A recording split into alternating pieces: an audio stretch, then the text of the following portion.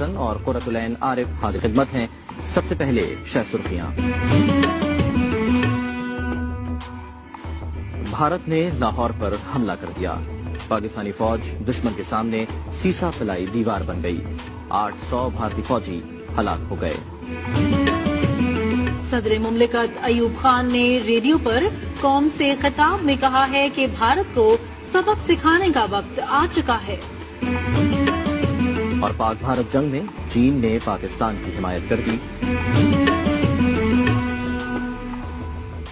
خبرنامے کا آغاز کرتے ہیں آج کی سب سے اہم اور بڑی خبر سے۔ تو بھارت نے پاکستان پر حملہ کر دیا ہے۔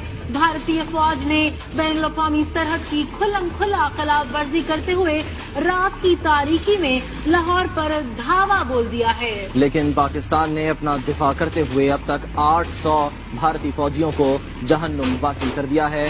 اہم خبر سے آپ کو آگاہ کر رہے ہیں کہ بھارت نے پاکستان پر حملہ کر دیا ہے، لیکن پاکستان نے بھی جوابی وار کیا ہے اور بھارت کے 800 فوجیوں کو جہنم واصل کر دیا ہے۔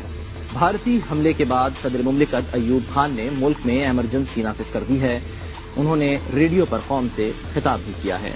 خطاب میں ان کا کہنا تھا کہ بھارت کو سبق سکھانے کا وقت آ چکا ہے۔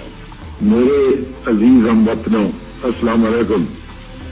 10 کروڑ پاکستانیوں کے امتحان کا وقت آ پہنچا ہے۔ آج صبح سویرے ہندوستانی فوج نے پاکستان کے علاقے پر لاہور کی جانب سے حملہ کیا۔ ہندوستانی حکمران شاید ابھی نہیں جانتے کہ انہوں نے کس قوم کو للکارا ہے۔ پاکستان کے 10 کروڑ عوام اس وقت تک چین سے نہیں بیٹھیں گے جب تک دشمن کی توپیں ہمیشہ کے لیے خاموش نہ ہو جائیں۔ جنگ شروع ہو چکی ہے۔ دشمن کو فنا کرنے کے لیے ہمارے بہادر فوجیوں کی پیش قدمی جاری ہے۔